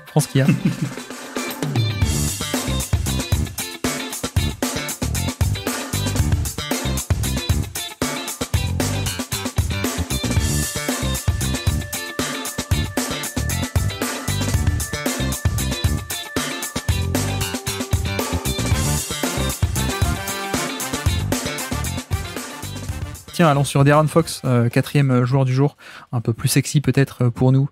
33 minutes de jeu par match pour De'Aaron Fox, 73 matchs, 103 de true shooting plus, donc plus 3% d'efficacité par rapport à la moyenne, sur 30% d'usage, un volume de star, clairement. Pour te lancer, on est sur une saison où il a semblé en tout cas avoir franchi un palier. Oui, je pense qu'on peut dire assez facilement que c'est sa meilleure, même s'il y en avait déjà une où il était très bon et au final Sacramento n'avait pas pu faire les playoffs, mais où il était déjà borderline All-Star. Mais effectivement, là, on peut dire assez largement que c'est sa meilleure saison. Dire dans la nouvelle mouture des Kings, il a vraiment montré exactement tout ce qu'il était capable de faire. Dire c'est un joueur qui a d'immenses qualités, notamment sur transition, qu'il fallait utiliser à bon escient. Et là, clairement, cette année, tu as De'Aaron Fox dans le rôle qui lui convient le mieux. Et c'est là, clairement, qu'on voit le joueur qui peut vraiment être. Oui. Après, il y a toujours ce truc de est-ce que c'est une question de lui qui s'est amélioré? Est-ce que c'est la présence de Sabonis ou la qualité de l'effectif aussi qui a augmenté? Est-ce que c'est une question de coaching? Je pense que c'est tout de même un peu de tout, quoi. Ouais, un peu de tout. Je veux dire, c'est une équipe qui est plus fonctionnelle parce que la présence de Sabonis la rend meilleure sur demi-terrain. C'est une équipe plus fonctionnelle parce qu'ils ont récupéré beaucoup plus de shooters qu'ils n'en avaient par le passé.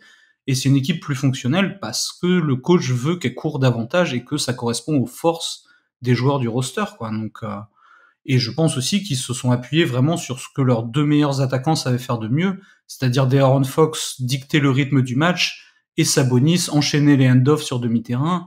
À partir du moment où tu as deux joueurs qui sont vraiment d'excellents attaquants et que tu t'appuies sur leurs forces, tu vas fatalement être une bonne attaque et tu vas fatalement être une bonne équipe. Oui, mais tu vois, je dis ça aussi parce que justement, c'est pas que le contexte autour de lui qui s'est amélioré. Je trouve que lui a même fait un step-up, pardon pour l'anglicisme, mais il a passé un palier cette année ou même en termes d'efficacité, hein, on dit quelqu'un qui était moins efficace que la moyenne à hauteur de moins 3%, il est passé à plus 3%, donc ça fait un écart assez conséquent. Si vous voulez les chiffres bruts, on est passé de 1,10 points par tir à 1,20 points par tir. C'est quand même une hausse assez conséquente, et là encore, c'est pas dû au fait d'une surchauffe à 3 points. C'est ça qui est intéressant, parce que finalement, il shootait à 30% à 3 points et il shoot à 32% à 3 points. Bon, c'est toujours assez relativement mauvais. Mais par contre, il y a une énorme hausse au niveau des tirs à 2 points, pour le coup, et surtout ce qui est drive et tir autour du panier, puisque au panier en lui-même, il shoot à 77%, c'est dans le centième centile à son poste, donc mieux que 100% des joueurs à son poste. Et dans la short mi-distance, donc la zone autour du panier, 53% d'efficacité dans le 98e centile. Donc voilà, on est sur quelqu'un qui d'ailleurs, si tu mélanges un peu tout ça, ou alors tu regardes, non pas les tirs de manière générale, mais les drives, donc les fois où il se crée lui-même son tir en allant jusqu'au panier balle en main, 15 drives par match, et 8e meilleure efficacité de NBA parmi les gros drivers, 8e sur 48 joueurs à plus de 10 drives par match. Voilà, on est sur quelqu'un qui est vraiment devenu un moteur offensif, notamment de par cette dangerosité sur drive. Bah c'est ça, oui, parce qu'il a toujours eu des très bons résultats dans ce secteur du jeu, hein. Je veux dire, sur drive, il a toujours été excellent. Il y a des saisons où il est à quasiment 70% de réussite au cercle, ce qui pour un meneur est exceptionnel, surtout un meneur aussi léger que lui.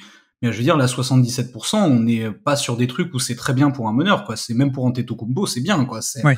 Et on est vraiment sur un volume qui est gigantesque, quoi. Donc là, vraiment, De'Aaron Fox, il avait fait des saisons où il était parmi les meilleurs dans certains registres du jeu. Là, il est vraiment même pas parmi les meilleurs, quoi. C'est vraiment tout en haut de l'échelle, quoi. Et ça, c'est vrai que par rapport aux saisons précédentes, c'est une nouveauté d'avoir un joueur qui n'est pas simplement bon, mais qui est véritablement excellent dans les registres où il doit être bon, quoi. Et je pense que c'est un niveau auquel on l'attendait, parce qu'il l'avait déjà montré, notamment, je sais plus quelle saison c'était, je pense que c'était il y a 2 ans, où il y avait déjà une excellente saison de sa part. Et je crois qu'à un moment, il se blesse et ça ralentit beaucoup la saison des Kings. Mais là, mine de rien, ça faisait longtemps qu'il n'avait pas fait une saison déjà où il avait joué autant, où il a eu aucun pépin physique de toute la saison, ce qui risque souvent d'arriver sur un joueur qui est quand même assez frêle au niveau du gabarit, même s'il est très athlétique, ça reste un joueur assez léger. Bah là, le fait d'avoir vraiment un joueur qui est en pleine possession physique de ses moyens toute la saison, ça permet à Fox de déployer toute sa panoplie, parce que il subit moins les contacts quand il va au cercle, il subit moins les contacts quand il prend les mi-distances courtes dont tu parlais. Et au final, c'est un joueur, tu peux même plus le contester quand t'as cette alliance de vitesse et de capacité à encaisser les chocs qu'il a pas forcément toujours eu. Ouais, la finition, là, maintenant, elle est vraiment dans des strates inégalables. Oui, on est vraiment sur quelqu'un qui avait, on va dire, des promesses au niveau de son profil de scouting, mais qui est en train de tout mettre ensemble, comme on dit.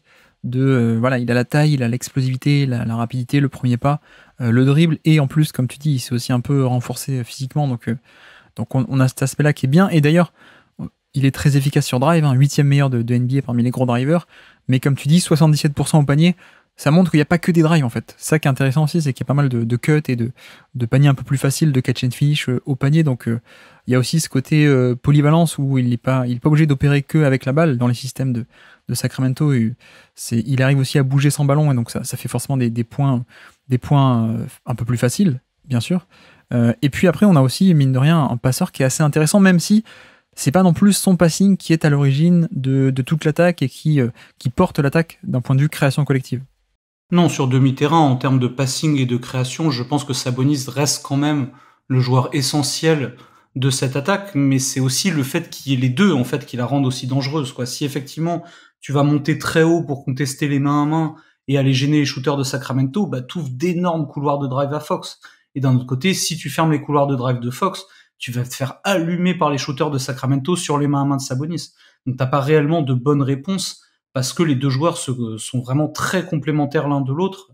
Et je pense que c'est ce que j'avais dit au moment où justement Sacramento avait fait venir Sabonis, quoi, pour Haliburton, de dire bah ouais, mais Sabonis, c'est un joueur qui peut vraiment te transfigurer une attaque et qui peut permettre à plein de joueurs que tu avais dans l'effectif de s'exprimer encore mieux qu'ils le font déjà, quoi. Et pour Fox, c'était clairement le pendant intérieur dont il avait besoin, un joueur qui est capable d'assumer plus de création et plus de ballons en main que lui n'est vraiment capable de le faire tout seul, ou c'est pas un si bon joueur de pick and roll que ça, Fox. Mais pour le coup, avoir Sabonis, qui lui est vraiment probablement un des 5 meilleurs joueurs NBA, tout poste confondu dans ce secteur-là du jeu, bah ça lui permet de lui vraiment jouer son jeu à lui, quoi, de déléguer une partie des responsabilités de création et lui vraiment de faire de la finition, du scoring, de la menace permanente. Et ouais, à ce niveau-là, collectivement, l'équipe de Sacramento, c'est très très cohérent. Tous les joueurs sont hyper complémentaires les uns des autres. Et t'as deux moteurs immenses qui sont Fox et Sabonis. Et ça suffit largement à en faire une très bonne équipe. Et je pense que c'était pour ça que c'était la bonne décision de faire venir Sabonis. Non seulement parce que ça rend ton attaque plus cohérente, mais parce que ça te permet de tirer le meilleur de Fox, qui était un joueur que tu voyais être bon, mais que maintenant, aujourd'hui, tu vois être excellent. Oui, parce qu'en plus, on a un peu ce côté où il est un peu moins passeur qu'il a pu être à ses débuts. Notamment, moi, sa deuxième année, j'avais de grosses attentes et je trouve qu'il y avait des flashs assez incroyables. Mais il est un peu moins passeur, mais beaucoup plus orienté, comme tu dis, finition. Et une autre. Voilà, il fait moins de passes, par exemple, mais il est aussi très propre. Et avec quelqu'un avec un tel volume, c'est vrai que c'est aussi appréciable, aussi peu de pertes de balles. D'ailleurs, on l'a pas précisé aussi, mais 46% sur les longs tirs à 2 points. Donc, c'est pas que du drive, il a aussi un jump shot, c'est juste qu'il n'a pas encore le pull-up à 3 points. Je pense que il n'a pas une portée de tir qui va jusqu'à 3 points, mais c'est pas comme s'il était non plus totalement un non-shooter dans la mi-distance. Il a quand même ce degré de dangerosité. Et puis on n'a pas parlé aussi de la défense, mais je pense qu'on est aussi sur une très bonne année défensive de De'Aaron Fox. Oui, non, c'est clairement satisfaisant de ce niveau-là, même si ça sera jamais, je pense, au niveau qu'on attendait à sa sortie de la fac, où pour le coup c'était quand même un meneur qui était avant tout un prospect défensif avec un potentiel justement lié à sa vitesse pour l'attaque. Mais défensivement, il montre à nouveau, et beaucoup plus cette saison que les précédentes, je trouve, que c'est un bon défenseur en fait. Ça sera clairement pas le All Defensive Player qu'on espérait au moment où il est drafté, mais il a montré que c'est un bon défenseur, quoi. Pas juste au-dessus de la moyenne, il peut être bien au-dessus de la moyenne, et il y a des matchs où clairement tu le vois que c'est un très très bon défenseur. Ouais, je suis d'accord. Et donc, classement, à moins que tu aies autre chose à rajouter, tu me dis. Non, mais sinon, on peut aller vers le on va classement. le mettre assez haut, je pense. Hein, Alors, dis-moi. Alors, quand je vois le classement, je pense que oui, clairement, on va le mettre au-dessus de Murray. Après cette saison, on va le mettre au-dessus de Gobert. Est-ce que tu le mettrais au-dessus de Paul George? Non, mais je le mettrais pas non plus au-dessus de Gobert. Ah, Mais j'avais un point de repère qui était Jamal Murray, effectivement. Je pense que Fox est quand même un bien meilleur joueur que Murray. ouais, je suis assez... Est-ce que je suis d'accord? Je ne sais pas. Si, je pense quand même. Je pense quand même. Surtout que la saison de Murray, la saison régulière pour le coup, qui représente tout de même la majorité de la saison, est quand même beaucoup moins impressionnante que les playoffs. Bah surtout qu'en plus, Murray est dans le même cas de figure, quoi. Il a vraiment un intérieur qui est très complémentaire de son jeu à lui. Oui. Après, je me demandais si c'était N5, fan de Denver, qui était venu nous faire Jamal Murray, est-ce qu'il ne l'a pas placé trop haut? Toi, ça te dérange pas de mettre Fox, par exemple, par-dessus des Bradley Beal, Jalen Brown, etc. Non, ça clairement pas après la saison qu'il vient de faire. Non. Au-dessus de Brown, ça c'est une évidence à mon sens. Au-dessus de Bill, bah, vu que Bill il sort de quelques saisons franchement pas convaincantes, ça me dérange absolument pas de mettre Fox au-dessus. Ok. J'avoue que moi, comment dire, si on fait une fourchette évaluation positive ou négative, selon si les gens ont plutôt une pondération positive ou négative de certaines qualités ou défauts, j'avoue que moi, la fourchette basse, elle pourrait aller jusqu'à Bradley Beal, qui actuellement donc est 11e. Il y aurait peut-être match. Et c'est vrai que toi, tu disais fourchette haute, côté un peu optimiste, limite Paul George de Donovan Mitchell. Ouais, dans ces eaux-là, je pense que moi je préfère Fox que Mitchell, mais je me dois de reconnaître que Mitchell a quand même sorti une saison vraiment vraiment très impressionnante dans un rôle qu'il avait jamais eu. Donc je mettrais quand même Fox un petit cran en dessous, quoi, mais vraiment pas de beaucoup. Et par rapport à Trae Young d'ailleurs, qui est pas loin non plus en tant que meneur, Trae Young d'Aaron Fox. Je pense que je mettrais Young au-dessus quand même parce que j'accorde beaucoup d'importance au playmaking et Trae Young est quand même vraiment supérieur dans ce registre. Ok. Donc ouais, moi je le mettrais juste derrière Donovan Mitchell. Donc au-dessus de Paul George, alors tu me dis? Non, peut-être en dessous de Paul George quand même, ouais, non. Derrière Mitchell et George, mais vraiment pas beaucoup derrière. J'avoue que je l'avais plus bas, mais devant Gobert, ça me paraît un peu compliqué tout de même. Pourquoi tu argumentes comme ça? C'est par rapport à la mauvaise saison de Gobert ou c'est En juste, partie, ouais. Pour le coup, Fox, il sort quand même sa meilleure saison et Gobert, sans doute, sa plus mauvaise depuis 4 ou 5 ans. Ok, tranchons comme ça. Ça me va. Très bien. Tu vois, j'hésite un peu, mais non. Ok, allez. Faisons comme ça. Bah, c'est vrai qu'on peut argumenter avec le côté mauvaise saison de Gobert, mais ok. Et du coup, petit quiz pour finir. Nous sommes le 5 novembre 2022, donc là encore en début de saison, et c'est un buzzer beater contre Orlando. Est-ce que ça te parle? Bah, pas plus que ça non plus. Un long tir à 3 points contre le ça me dit Magic. plus quelque chose déjà. Est-ce que tu es capable de me citer donc des joueurs sur le terrain au moment de ce buzzer beater? Alors, du coup, il doit y avoir Harrison Barnes. Oui, Barnes est sur le terrain, oui. Il doit y avoir Keegan Murray. Keegan Murray n'est pas sur le terrain, non. Non, il doit y avoir Sabonis, du coup. Sabonis, oui. Sabonis, qui est-ce qu'il y aurait d'autres? Il y a un moine. Est-ce que ça te parle si je te dis il y a un moine? Oui, il y a Malik Monk, oui, ça c'est... Exactement. Ça paraît assez certain. Mais je suis sûr que je pensais qu'il y avait plus de shooters que ça sur le terrain. Et puis, il te manque juste un poste 4 shooter, justement, qui a commencé à Utah. Non, Utah, Denver, qui a fait les Pistons. Ah, je l'ai pas là de but en blanc. Il y a un prénom, son prénom, il veut dire 3, a priori, avec un accent. Trey Lyles. Exactement, Trey Lyles. Je sais pas comment t'as trouvé.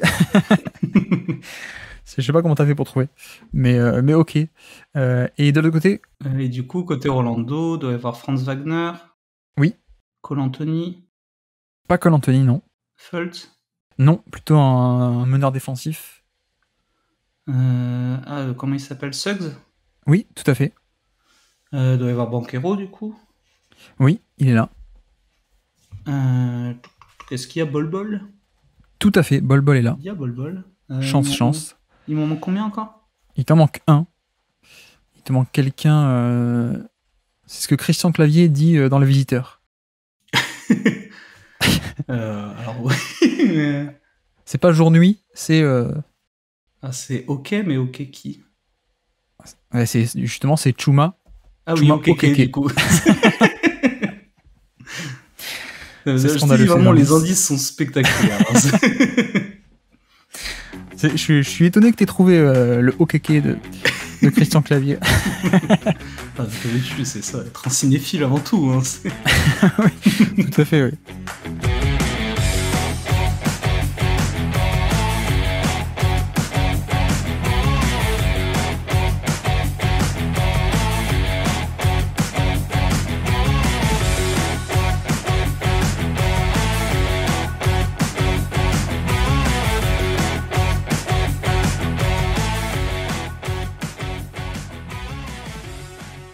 Mais bref, avançons. Et donc, dernier joueur du jour de notre QV, c'est évidemment Kevin Durant. Je pense qu'on l'aura tous les deux. On l'a tous les deux numéro 1 de la QV du jour, en tout cas. 35 minutes et demie pour Kevin Durant, 47 matchs, 116 de true shooting plus, donc plus 16% par rapport à la moyenne, ce qui est assez énorme sur un volume de star, évidemment. Bon, saison compliquée, mais finalement toujours le même Kevin Durant. Même quasiment presque le meilleur Kevin Durant qu'on ait vu dans son efficacité. En tout cas, je pense qu'au scoring, c'est sa meilleure saison en termes d'efficacité, malgré un style de jeu qui, je trouve, c'est quand même pas mal adapté par rapport aux années précédentes, quoi, où il est beaucoup plus axé sur le shoot qu'il n'a pu l'être par le passé. Après, il a toujours été très axé shoot, mais quand même, il y avait une menace drive et cut qui n'est plus réellement aujourd'hui, je trouve. Mais justement, je trouve ça d'autant plus impressionnant que en se reposant encore plus sur le shoot qu'il ne l'était par le passé, il sort sa meilleure saison en termes d'efficacité. Je trouve ça vraiment scotchant. Oui, c'est vrai qu'il fait donc son meilleur score en termes de chiffres bruts. Après, au niveau de relatif à la moyenne, il a déjà fait mieux dans des contextes qui étaient du coup moins propices à l'attaque. Mais c'est vrai que du coup, c'est 116, on est sur des niveaux d'élite de plus 16% par rapport à la moyenne. C'est assez dingue. Même si d'ailleurs, voilà... Relatif à la moyenne, il a déjà fait du plus 20%, mais voilà, c'est n'importe quoi, c'est Kevin Durant. Mais en effet, tu vois, au niveau des chiffres bruts, donc 1,37 points par tir pour sa période à Brooklyn, qui est quasiment l'intégralité de sa saison. Hein. Il fait 39 matchs à Brooklyn et à peine 8 à Phoenix, si on compte pas les playoffs, pour la saison régulière, je veux dire. Mais effectivement, au niveau de les joueurs qui sont à plus de 30% d'usage, il est premier de NBA au niveau de l'efficacité. Petite nuance, parce que Jokic n'est pas à 30% d'usage au niveau de cleaning the glass, mais sinon Jokic serait premier. Mais sinon, donc Kevin Durant, efficacité assez incroyable, y compris donc devant des Curry, devant des Joel Embiid, Lillard et tous les gros candidats. Comme tu dis aussi, je trouve qu'il se repose plus qu'avant sur le jump shot, même si ça a toujours été un jump shooter, mais en tout cas, il a moins peut-être enfin, si, il a toujours, mais il va moins au panier qu'avant, mais parce que aussi il a eu des blessures et puis il commence à être un peu vieux, donc il y a un peu un côté logique d'aller moins au panier, mais en tout cas quand il y va, il est toujours aussi efficace. Et d'ailleurs, premier de NBA en efficacité au panier quand il y va, même si c'est pas un volume énormissime, il est à peine à 8 et quelques, 8 drives par match, alors que les meilleurs de NBA peuvent aller à 10, 15 ou même 20 drives par match.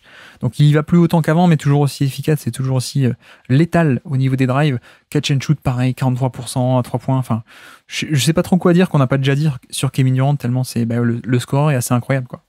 Oui, c'est ça, je veux dire, c'est un joueur que maintenant tout le monde connaît, hein. Ça fait longtemps qu'il est en NBA et malgré des blessures quand même hyper graves, il a toujours retrouvé son niveau de scoring et je trouve ça vraiment saisissant d'avoir un joueur qui revient toujours à son niveau quoi qu'il arrive.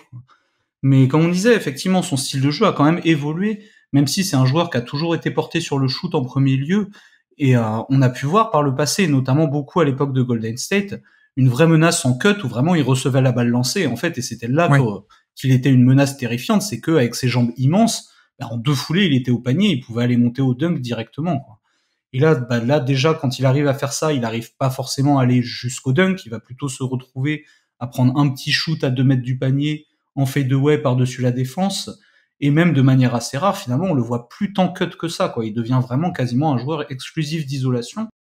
Et je trouve que c'est un scoreur moins dynamique, en fait, qu'il a pu être par le passé, où vraiment il se repose beaucoup plus sur du 1 contre 1, sur du dribble, sur du pull-up, etc.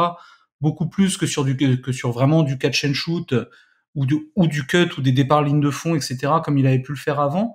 Mais bon, je veux dire, l'efficacité, elle est tellement sensationnelle, qu'est-ce que tu veux dire, quoi. Le mec, il shoot de quasiment 2 tiers de ses tirs à mi-distance et il est à 60% de réussite quasiment, quoi. 58% sur les longs 2 sur la saison, c'est n'importe quoi. Il y a des intérieurs qui font même pas autant au panier, quoi. Et au niveau on en parlait du style de jeu, des drives, indicateur assez intéressant, c'est les lancers francs notamment. Et bon, on est toujours au niveau au niveau des 10 lancers francs par 100 possessions cette année. Après, c'est vrai qu'on n'est plus au niveau du pic Kevin Durant très jeune à OKC notamment, qui était à 11, 12, 13, plus de 13 et demi lancers francs par match par 100 possessions. Enfin, non, pas par match, par 100 possessions. Donc il y a une légère baisse de ce côté-là. Mais oui, on a un score qui est absolument fabuleux. Après, toujours la même nuance de scoreur incroyable, mais il n'y a pas forcément le passing. Donc il aime bien aussi avoir quelqu'un qui peut créer le jeu à côté de lui parce que lui peut pas le faire totalement. C'est pas un manipulateur de défense, c'est pas un gros passeur, un gros playmaker. Donc il y a cette nuance là. Et le problème aussi, c'est peut-être qu'on l'a moins vu que ce qu'on aurait souhaité à Phoenix. Il fait à peine 8 matchs. Mais voilà, c'est toujours dur de décorréler ce qu'on connaît, parce qu'on le connaît par cœur, Kevin Durant, de sa saison en fait. Après, je pense qu'on peut quand même saluer l'apport défensif aussi qui, pour le coup, reste toujours très prégnant et je pense qu'on a davantage vu à Phoenix qu'on pouvait le voir à Brooklyn. Ouais. Où vraiment sur Brooklyn, t'as quand même un mec très orienté, protecteur de cercle, contreur en la personne de Claxton, là où à Phoenix, t'as plutôt avec Ayton un pivot de mouvement qui va pas nécessairement chercher à sauter, arriver en second rideau, et dans une défense justement où Kevin Durant, le défenseur, prend toute son ampleur, quoi. Où Kevin Durant, justement, lui, c'est un défenseur de second rideau. Pour ça, en 5 small ball, il a quand même ses limites, mais en 4, à côté d'un 5 un peu plus lourd, en fait, lui, il peut arriver en second rideau et mettre les comptes et apporter les aides et les rotations depuis le côté faible. Ouais. Et défensivement, quand il est dans ce rôle-là, il est capable d'avoir encore un impact défensif de premier plan, quoi. Et c'est vrai qu'à Brooklyn, on l'a moins vu parce que la configuration s'y prêtait moins, mais Kevin Durant, dans les bonnes conditions, peut encore, en plus de son attaque, toujours être un excellent défenseur. Et donc, classement. Je pense qu'on va taper vers le haut, non? Ouais, on va taper très très haut, je pense. La question, je pense que bon, tout ce qui est Kawhi, Tatum, etc., ça me paraît assez nettement derrière. Est-ce que tu le mets au-dessus d'Embiid ou pas? Moi, non. Pas sur cette année, en tout cas. Pas sur cette année parce que je sais pas à quel point le côté manque des matchs, je sais pas, mais tu vois, même Embiid en fait a une efficacité qui est similaire sur un volume encore plus gros, et quand tu rajoutes en plus la défense, pour toi il va un peu duel? Non, c'est pour ça, je voulais juste ton avis, mais je suis tout à fait d'accord avec toi. Je le mets vraiment sans aucun souci au-dessus de joueurs comme Kawhi et Tatum, mais par contre, je pense qu'Embiid, faut quand même saluer la saison qu'il a sortie, même les 3-4 dernières saisons qu'il a sorties. Durant il a l'efficacité qu'il a, il a raté quand même un paquet de matchs, il faut se le dire, et Embiid, je veux dire, il est vraiment dans le meilleur de son niveau de joueur jusque-là, quoi. L'efficacité qu'il n'a jamais été aussi élevé. Il a toujours un impact défensif qui est absolument décisif. C'est un joueur sur lequel tu peux t'appuyer sur du volume et du volume. Durant a montré que c'était quelque chose qu'il pouvait toujours faire en playoff, mais il est plus capable de le faire sur la totalité d'une saison comme a pu le faire Embiid. Donc moi, ça me paraît pas absurde de le mettre derrière. Après, moi, si ça tenait qu'à moi, Embiid serait pas dans le top 100 du tout. Quoique non, est-ce que c'est pas pire de le mettre dans le classement, mais de le mettre genre 22e juste, est-ce que c'est pas plus rageant, ça?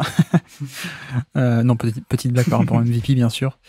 Mais c'est terrible, toi qui étais un grand fan d'Embiid en plus. Là. Exactement, ouais. T'imagines comme je suis déchiré entre les deux, entre mon poulain et MVP et mon poulain à voler MVP. C'est très bizarre. Ouais, le fait de se battre contre des hommes de paille là tout le temps, finalement, ça altère le jugement. Quoi.